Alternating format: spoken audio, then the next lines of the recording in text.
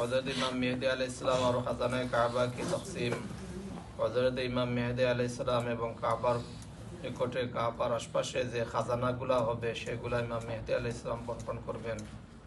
ইসহাক ইবনে ইয়াহইয়া ইবনে তালহা ने सैयद अबी ताऊस से नकल किया ইসহাক ইবনে ইয়াহইয়া এবং তালহা তারা সৈয়দ ইবনে তাউস থেকে বর্ণনা করেন আমর ইবনে উমর ইবনে খাত্তাব রাদিয়াল্লাহু আনহু ने खाना काबा से रुखसत होते ही वक्त कहा হযরত উমর ইবনে খাত্তাব রাদিয়াল্লাহু আনহু খানা কাবা থেকে বিদায়ের সময় উনি বলেছিলেন खुदा की कसम किया मैं खाना काबा के खजाना को और उसमें जो इस्लाह और माल है उनको छूर दो और खुदा की राह में तक़सीम ना करो।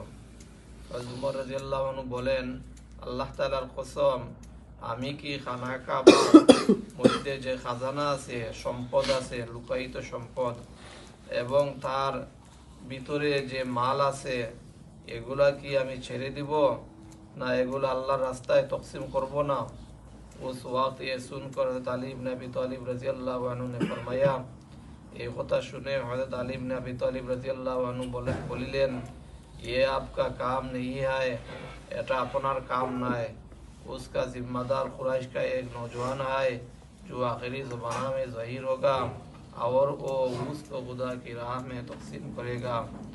এটা কুরাইশের বংশের মধ্যে হইতে একজন নওজোয়ান আবির্ভাব হবেন যিনি আখেরি জমানার মধ্যে হবেন এবং উনি সেই মালগুলো আল্লাহর রাস্তার মধ্যে তকসিম করবেন। এটা হইল গেলে উনার দায়িত্ব, এটা আপনার দায়িত্ব নয়।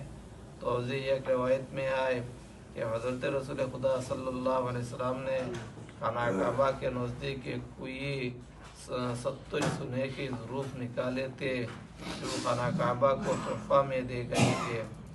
একটা বর্ণনা অনুযায়ী জনাবে রাসূল খুদা সাল্লাল্লাহু আলাইহি সাল্লাম খানা কাবার নিকটে একটা কুয়া যেটার 70টা মুখ হবে মুখ ছিল উনি সমস্ত খানা কাবার জন্য ওয়াকফ করে দিয়েছেন। আল্লাহুম্মা সাল্লি আলা মুহাম্মাদ।